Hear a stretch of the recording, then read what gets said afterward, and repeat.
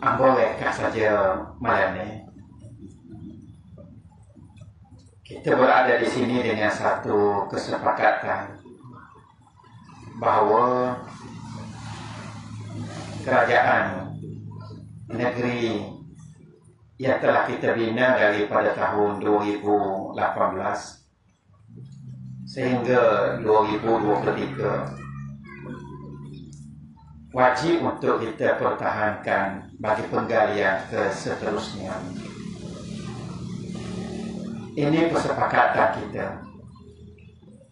Bukan setakat kita, malah kita nak ajak semua warga Jambi, khususnya dan semua warga Terengganu secara amnya, untuk sama-sama kita mempertahankan kerajaan yang ada ini bagi meneruskan banyak lagi agenda-agenda yang belum selesai. Setakat ni orang yang mari dengan slogan ubahlah pula. Ambo buka secara terbuka satu medan perbahasan di media sosial dalam page Ambo yang mempunyai 152,000 orang followers pengikut. Tolong senaraikan 1, 2, 3, 4, 5, 6, tak kira lah berapa belah, berapa puluh pun. Kenapa perlu ubah Jambi dan kenapa perlu ubah negeri Terengganu? Dan page Ambo ni open follower, mana siapa-siapa boleh mari. Dia tidak ada satu sekatan. Marilah ke muka hujah untuk kita bincang. Kenapa Jambi perlu diubah? Ambo rasa dah masuk lebih daripada 2 minggu. Tidak ada satu pun kawan-kawan alik sana yang mari menyahut ajakan untuk mengemukakan poin-poin kenapa Jambi perlu diubah. Maknanya tidak ada hujah. Bila tidak ada hujah, sebab itulah kita tengok dalam suasana kempen yang telah berlaku sejak daripada sebelum penamaan calon sehingga kepada hari ini, tidak ada satu poin yang jelas apa yang nak dikemukakan kepada rakyat sehingga perubahan itu perlu dibuat. Dari segi kita jentera PAS, memang hamba dah pesan daripada awal, elakkan daripada sebarang bentuk serangan peribadi, sebagai bentuk isu-isu peribadi, sebab kita berada di sini bukan untuk membincangkan soal peribadi sesiapa, tetapi kita bawa satu visi dan misi besar ke arah mana kita nak bawa Don Jambi dan ke arah mana kita nak bawa negeri Terengganu bagi tempoh 5 tahun yang akan datang. Dan terbukti bahawa apa yang telah kita janjikan dalam tempoh 5 tahun yang lepas, alhamdulillah kita mampu untuk laksanakan sepenuhnya. Pernah wartawan tanya apa kunci kerajaan negeri Terengganu berjaya melaksanakan semua janji-janji dalam manifesto? Jawabnya mudah saja. Kerana kita janji apa yang mampu dicapai. Benda yang siapa kita nak kait dengan galak. Bila siapa masa kita perlu kait untuk ambil buah, galak kita cukup panjang dan boleh kait. Dan buah yang luruh tu boleh dinikmati oleh rakyat kita. Ini kunci kita. Berbeza dengan orang yang menjanjikan bulan dan bintang, bila siapa masa rupa-rupanya galah tak cukup panjang untuk nak kait, maka janji hanya tinggal janji. Kalau kita tanya dalam tempoh 5 tahun, apa cabaran paling besar yang telah dilalui oleh kerajaan negeri Terengganu? Ambo tanpa ragu-ragu ambo akan jawab, cabaran paling besar ialah nak ajak rakyat kita supaya ubah cara memikir. Benda-benda lain kita boleh buat. Bila kita ada bajet, kita ada peruntukan, kita ada PT, dan semua kita susun dengan betul. Tengok dari segi keutamaan. Macam kita urus sebuah keluarga. Kita cuma ada sejumlah PT. Kita kena letak keutamaan yang utama. Utama tentu sekali makan minum anak bini, belanja sekolah anak-anak, bayar angsuran kereta, minyak kereta, belanja-belanja keperluan asasi keluarga kita. Hak ni kita senaraikan sebagai keperluan utama. Maka kalau kita ada fikir 3,000 atau 4,000, biar cukup dulu keperluan ni. Lepas tu barulah kita mikir kalau nak tukar sport ring kereta kalau ada PT lebih. Nak tambah spoiler belakang biar nampak ganas sikit kereta kita. Nak pergi jalan-jalan kalau ada PT lebih. Kerajaan perlu tengok dari segi keutamaan. Dan inilah yang telah menjadi amalan dalam kerajaan negeri Terengganu. Almarhum Dr. Yusof Qaradawi dah senaraikan. Dari segi keutamaan dia ada beberapa peringkat. Yang pertama dia panggil daruriyat. Daruriyat ni benda yang daruri. Mesti ada, tak boleh tak ada. Hak ni tidak ada sebarang perbincangan. Lagu mana pembentuk kerajaan mistis dia.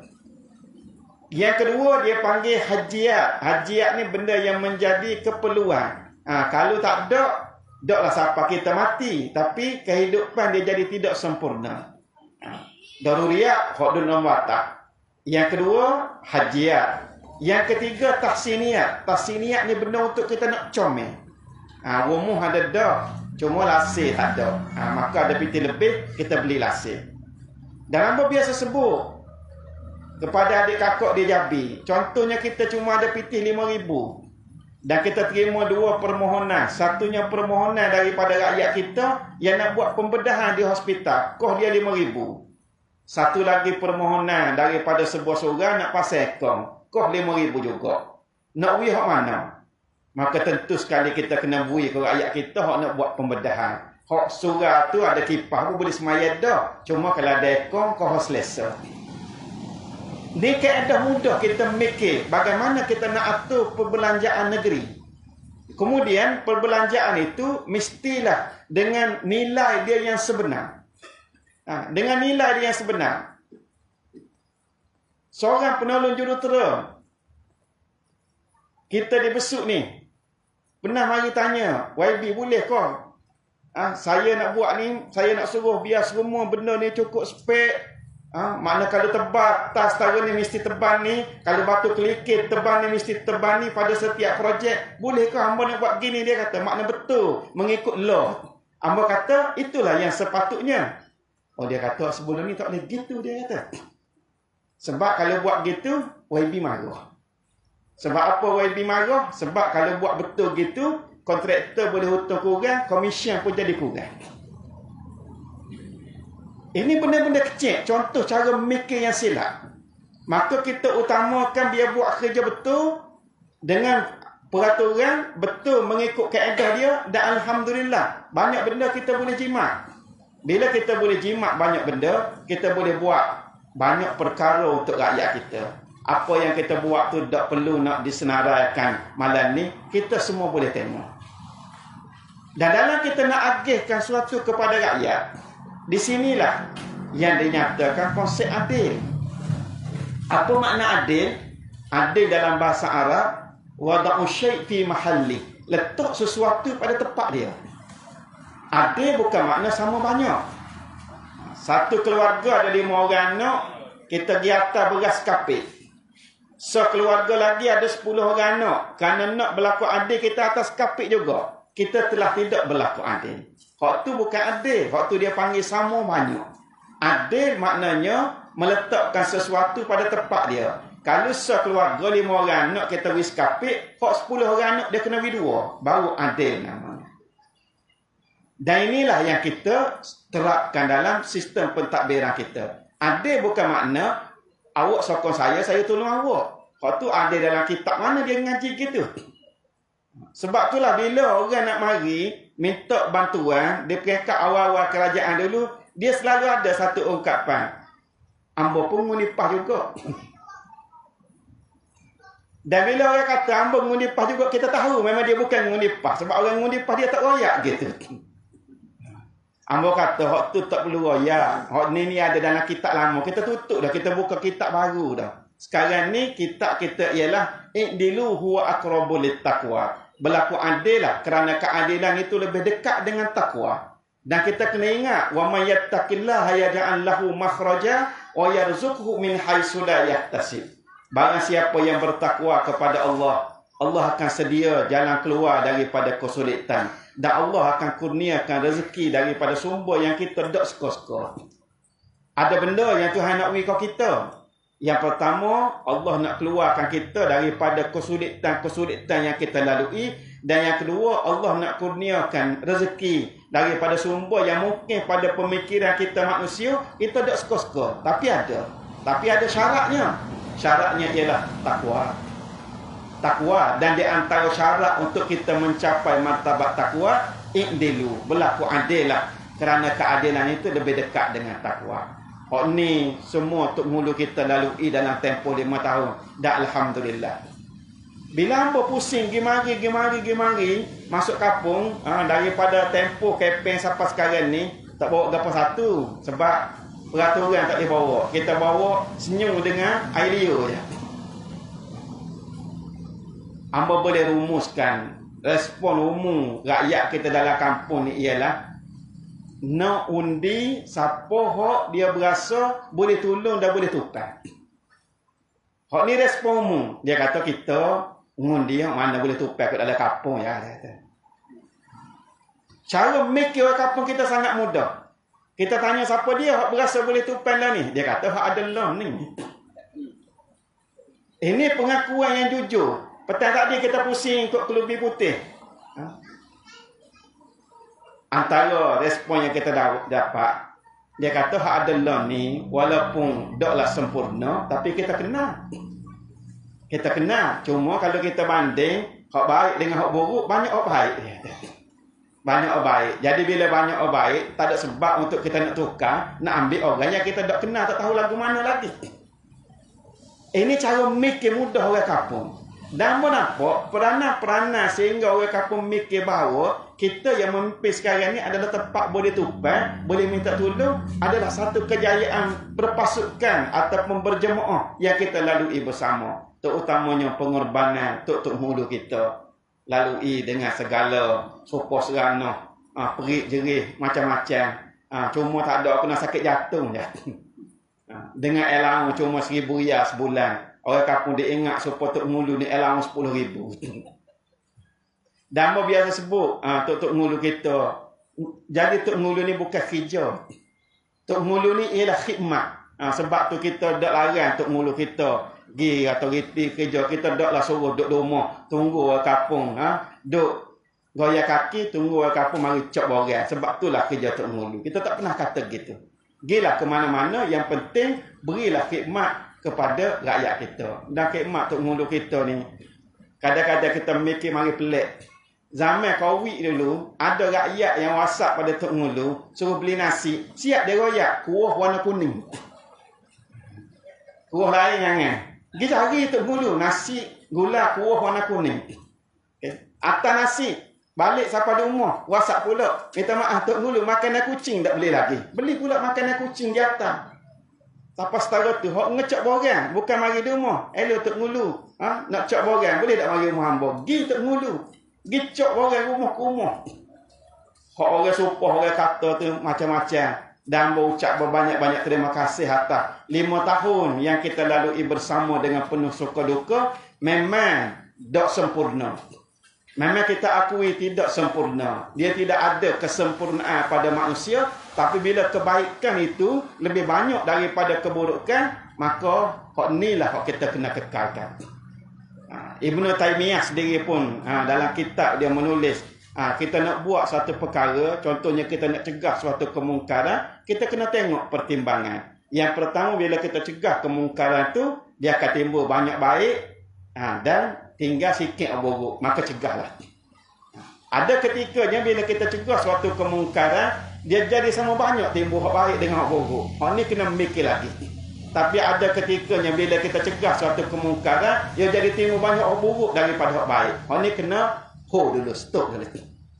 Dalam buat perkara, dia tidak distrik supaya pembaris. Banyak perkara-perkara yang kita timbangkan. Dan dalam memimpin kerajaan negeri Terengganu, dalam tempoh 5 tahun, kita semua dapat tengok bagaimana perjalanan kerajaan kita ni, dia jalanlah ke depan. Kita jarang mengungkit. Jarang buka kisah-kisah ala ke belakang. Walaupun fail duduk tangan kita. File di tangan kita tu, maklumat-maklumat yang kita ada ialah asas untuk kita baiki, bukan untuk kita nak ukit apa yang ditinggalkan. Bukan sebagaimana kerajaan BNPS sekarang ni. Kerja duk mengukit, duk kelih lah ke belakang, siapa kita nampak tak berapa nak boleh jalan lah ke depan. Kita tengoklah ke depan. Ambo panggil pegawai-pegawai, tolong bawa kepada ambo senarai projek-projek yang bernilai jutaan ringgit, yang terbengkalai, yang sakit ataupun yang nak mati. Pegawai mari bawa so dia senarai. Wabidung kita ada, Rimbunan Kasih, di Setiu kita ada projek Kelapa Matak Kebang Puyu, di setiap daerah kita ada projek Kambing Kaprima, kita ada pusat pembenahan ikan di Lima Nipis di Setiu. Pegawai kita bawa. Kita ada projek jelapan padi di kampung Jelapan di Langkat yang bernilai 47 juta. Siapa lo ni tak ditanam padi, dia bawa senara-senara. Dan kita, bila kita senara-senara tu, ada kita buat sidang media cerita tentang kegagalan kerajaan BN UMNO sebelum daripada ni. Tidak. Apa yang kita dapat tu, kita cari jalan. Macam mana untuk kita nak periduk semula. Alhamdulillah kita boleh periduk sebahagian daripadanya. Di antaranya kita periduk balik Rimbunan Kasih di Rantau Abang 27 juta. Kita periduk balik tanaman kelapa matak di Kubang Puyu 5 juta. Kita periduk balik beberapa projek-projek dan kita besar orang nak tinggal cuma dengan skala kecil. 20 hektar aja. Tanaman lada hitam di Lembah Bidung di Setiu kita besar jadi 600 hektar. Orang nak tinggal 20 hektar kita buat jadi 600 hektar. 20 dengan 600 ni supaya bandingan telinga gajah dengan sayap kapal terbang. Jauh beza dia. Maklumat-maklumat yang kita dapat tu bukan untuk kita menyerang sesiapa, tapi untuk kita merancang apa yang kita boleh buat untuk rakyat kita ke depan dengan lebih baik lagi. Sebab sifat sebuah kerajaan ni kolektif. Kolektif ni dia berasal daripada perkataan kolek bak kan. Hak jo kutip teket, maknanya kutip. Apa yang ditinggalkan oleh dulu bila kita mari itu adalah tanggungjawab kita. Dia tak timbul soal ni UMNO apa, yang timbulnya ialah ini adalah kerja kerajaan. Termasuklah di antara yang kita tolong kolek ialah hutang-hutang tinggalan kerajaan dulu, dan kita tolong kolek ratusan juta saman-saman daripada kelemahan takbir urus kerajaan sebelum ni. Hak ni 10 juta sini, hak ni 10 juta sini, yang kerajaan baru perlu bayar. Orang je berok, kita je basuh. Tapi dah kerana sifat sebuah kerajaan yang kolektif, kalau hamba cerita kes-kes yang menyebabkan kerajaan negeri kalah sama dengan pihak yang menyamar ni, memang butir atas darat bagaimana lemahnya takbir urus kerajaan sebelum daripada ni. Sehingga kita banyak terperangkap dan akhirnya kita hilang 10 juta situ, 10 juta sini.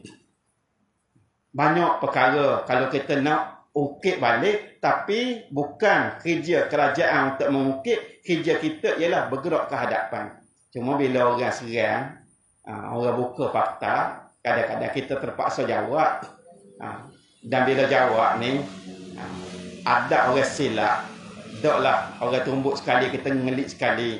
Orang tumbuk sekali, kita ngelik sekali. Lama-lama letih juga kita. Dia kena ada juga buah. Orang tumbuk sambil-sambil ngelik tu, kita sepak kaki dia. Maknanya di waktu bit isu kita jawab 3. Di waktu bit kadang-kadang kita jawab 5. Sebab fakta tu ada dengan kita. Dan akhirnya dan dalam konteks Jabi kita ni berhadapan dengan pilihan raya, tim kita sebenarnya lengkap. Dia menganalisa maklumat-maklumat daripada segenap aspek. Nampak je Jabi ni lekeh gini. Tim kita yang tersembunyi di sebalik tabir lengkap. Jadi semua maklumat tu kadang-kadang tak ada suruh lagi kita dah jawab dah. Sebab kita ada sumber-sumber yang sangat lengkap yang jaga setiap penjuru. Dan sekarang ni tak ada isu. Dan memang sebenarnya tak ada isu. Dan bila tak ada isu, kita tanya dia nak buat gapo pun dia tak nak royak. Gapo tak kena oleh kita pun dia tak nak royak. Dah apa nak ubah? Tak ada sebab untuk nak ubah. Bila tak ada sebab untuk nak ubah, jadi tanggungjawab kita mempertahankan apa yang ada. Itu je lah kesimpulan. Kalau kita nak royak malam ni. Dan kita semua berada di sini dengan satu keyakinan insya-Allah. Berdasarkan kepada maklumat, sumber dan pelbagai data dan fakta. Macam-macam sumber. Atas bawah, belakang, depan, kiri, kanan kita ada sumber-sumber. yang paling besar sekali ialah maklumat data yang kita duk kutip hari-hari hasil daripada gerak kerja kita bersama rakyat. Ini yang paling tepat sekali. Amba boleh simpulkan, insya-Allah Jambi dan negeri Terengganu kita akan dapat pertahankan, insya-Allah. Sekadar itu saja. Wabillahi taufiq wal hidayah. Assalamualaikum warahmatullahi wabarakatuh.